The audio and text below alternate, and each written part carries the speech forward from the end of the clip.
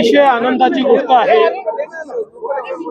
की या ठिकाणी पुण्यामध्ये तिसरं विश्व मराठी संमेलन सुरू झालेलं आहे।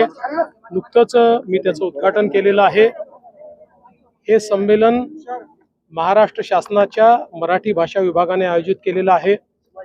जगभरातनं लोक या संमेलनाकरता आलेले आहेत। माय मराठीवर प्रेम करणारे अनेक लोक आपल्या स्वतःच्या खर्चाने या ठिकाणी आलेले आहेत आणि पुण्यामध्ये अतिशय भव्य आयोजन पुणेकरांनी केलंय। आपण बघितलं असेल, सुंदर अशी ग्रंथदिंडी या ठिकाणी निघालेली आहे। वेगवेगळ्या प्रकारचे उपक्रम अतिशय चांगले आहेत, परिसंवाद आहेत, काव्य संमेलन आहे, चांगल्या चर्चा आहेत।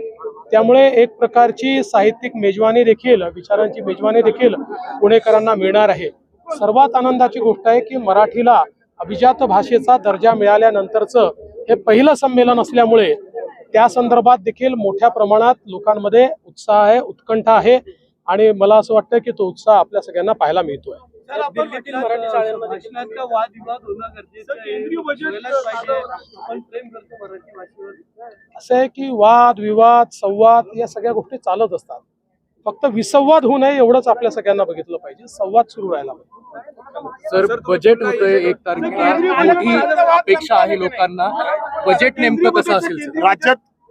हे जे काही आपलं साहित्य संमेलन या ठिकाणी चाललेलं आहे, या साहित्य संमेलनामध्ये संपूर्ण जगभरातनं जे लोक आलेले आहेत त्यांची सेवा करण्याकरता पुणेकरांनी देखील अतिशय उत्तम व्यवस्था केलेली आहे।